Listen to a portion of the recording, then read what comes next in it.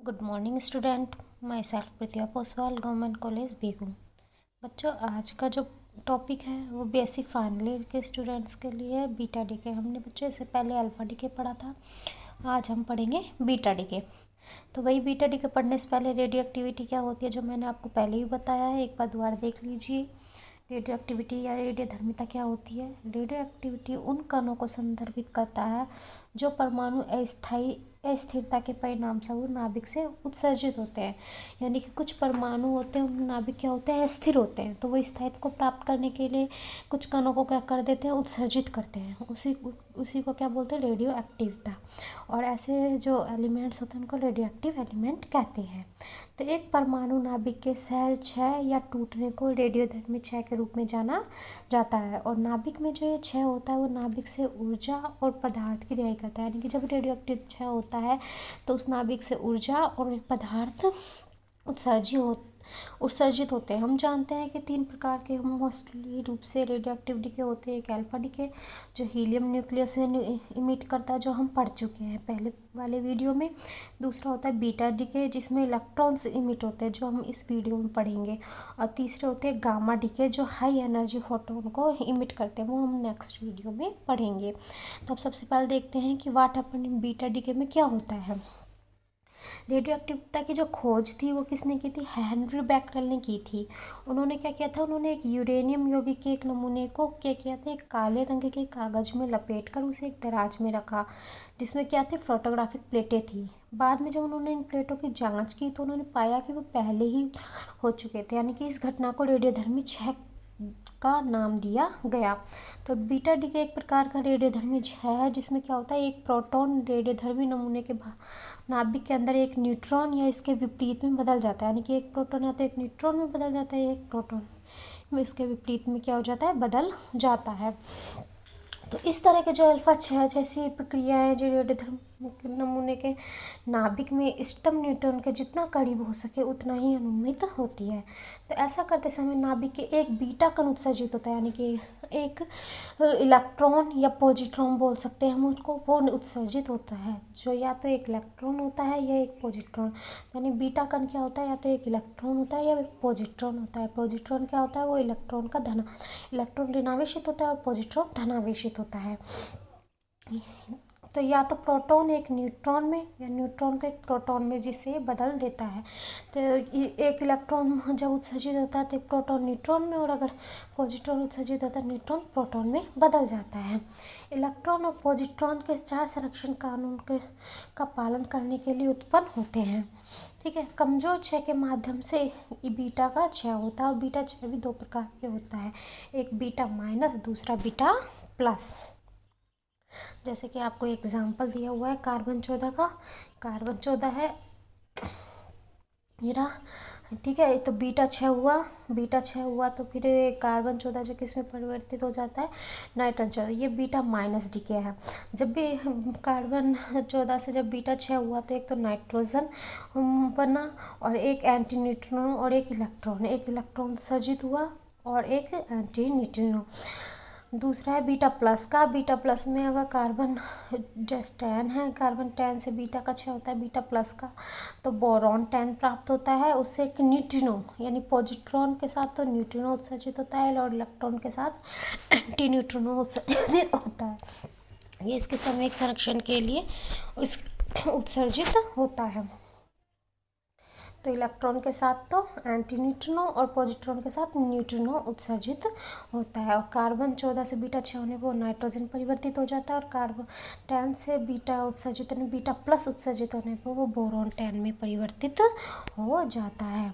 तो beta minus DK क्या है, बीटा माइनस में एक न्यूट्रॉन एक प्रोटॉन की उपज के लिए बदल जाता है। यानी कि एक न्यूट्रॉन एक प्रोटॉन बदल जाता है, जिससे परमाणु की परमाणु संख्या में क्या हो जाती है, वृद्धि हो जाती है। और चार्ज के संरक्षण के नियम को बनाए रखने के लिए इस प्रक्रिया में नाभिक में एक इलेक्ट्रॉन के साथ क्या बनता है, एक एंटी न्यूट्रिनो भी उत्पन्न हो जाता है, जिसे चार्ज कंजर्वेशन बना रहे।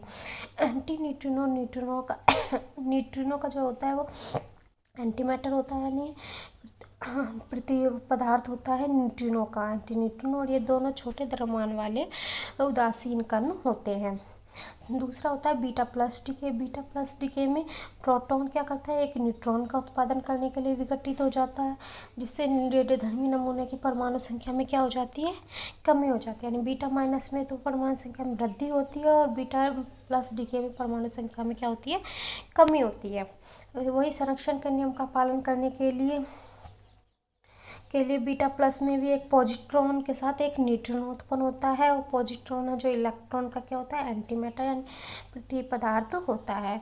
तो बीटा प्लस है जब केवल तभी होता है जब जो पुत्री नाभिक है वो माँ नाभिक की तुलना में अधिक स्थिर होती है। यानी कि बीटा 6 अस्थायी नाभिक है, हम बोल सकते हैं एक अस्थिर नाभिक में होता है, जिससे हमें जो पुत्री नाभिक प्राप्त होती है वो अधिक स्थायी रूप में प्राप्त होती है। और यह अंतर प्रोटॉन के न्यूट्रॉन, पॉजिट्रॉन और न्यूट्रिनो में परिवर्तित हो जाता है। और जनसंख्या में कोई भी वृद्धि नहीं होती है, क्योंकि एक प्रोटॉन क्या होता है, एक न्यूट्रॉन के द्रव्यमान के समान ही होता है, इसलिए एक प्रोटॉन न्यूट्रॉन परिवर्तित हो जाता है। जैसे एग्जाम्पल देखो, कार्बन 10 है तो द्रव्यमान संख्या तो वही 10 की 10 बनी हुई है, लेकिन परमाणु संख्या क्या हो गई, एक कम हो गई। अब पहले कार्बन था वो किस में परिवर्तित हो गया, बोरॉन में, और एक बीटा प्लस उत्सर्जित हो गया। तो इस प्रकार से जो बीटा डीके होते हैं, बीटा डीके 3 प्रकार के होते हैं, इलेक्ट्रॉन इमिशन द्वारा, इलेक्ट्रॉन कैप्चर द्वारा और पॉजिट्रॉन इमिशन द्वारा। हम पढ़ेंगे तीनों किस प्रकार से। तो फर्स्ट है इलेक्ट्रॉन इमिशन। तो इलेक्ट्रॉन इमिशन क्या होता है, यानी कि इलेक्ट्रॉन का उत्सर्जन होता है। नाभिक से जो इलेक्ट्रॉनों को निकालने और उत्सर्जित करने की जो प्रक्रिया होती है उसे क्या बोलते हैं, इलेक्ट्रॉन का उत्सर्जन कहते हैं। तो यानी किसी नाभिक को यह स्थायी है तो उससे जब इलेक्ट्रॉन उत्सर्जित होता है तो वो इलेक्ट्रॉन उत्सर्जन कहलाता है। और उत्सर्जन के बाद नाभिक का जो भार वो क्या हो जाता है, एक बढ़ जाता है, परमाणु क्रमांक एक बढ़ जाता है।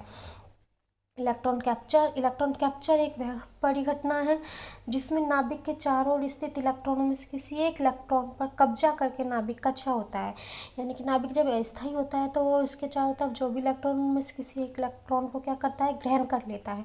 ग्रहण करने से वो एक स्थायी नाभिक में परिवर्तित हो जाता है, और इससे नाभिक के जो परमाणु क्रमांक है उसमें भी क्या हो जाती है कि कमी हो जाती है।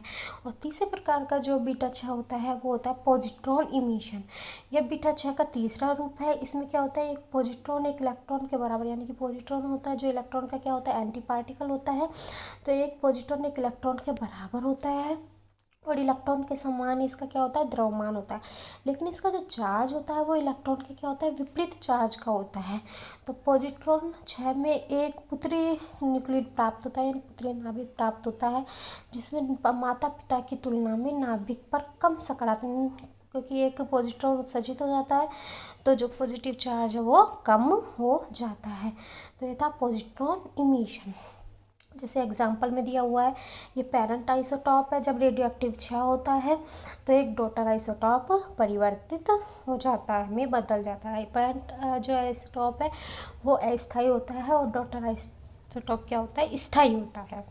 Fermi theory of beta decay. Beta decay की फर्मी थ्योरी क्या थी, तो देखिए बच्चों, 1933 में एनरिको फर्मी द्वारा फर्मी के बीटा 6 फर्मी के इंटरेक्शन के बीटा द्वारा एक सिद्धांत दिया गया था, जिसे Fermi theory of beta D, क्योंकि फर्मी जी ने दिया था इसलिए उनके नाम पर इसका नाम हुआ। एनरिको फर्मी ने दुनिया का पहला परमाणु रिएक्टर बनाया था। उन्होंने प्रस्तावित किया कि 4 फर्मों ने एक दूसरे के साथ बातचीत की और एक प्रकार से पहला इन्होंने 4 फर्मों ने मिलकर एनरिको फर्मी ने दुनिया का पहला परमाणु रिएक्टर बनाया। और यह अंतःक्रिया एक इलेक्ट्रॉन के साथ एक न्यूट्रॉन के प्रत्यक्ष युग्मन द्वारा न्यूट्रॉन के बीटा 6 की व्याख्या करता है, यानी कि एक न्यूट्रिनो जो कि एक बाद में एक एंटी न्यूट्रिनो को भी निर्धारित करता है और एक प्रोटॉन। तो उम्मीद करती हूँ बच्चों आप लोगों को समझ में आ गया होगा। फिर भी कोई भी प्रॉब्लम हो तो आप व्हाट्सएप के थ्रू पूछ सकते हैं। Thank you.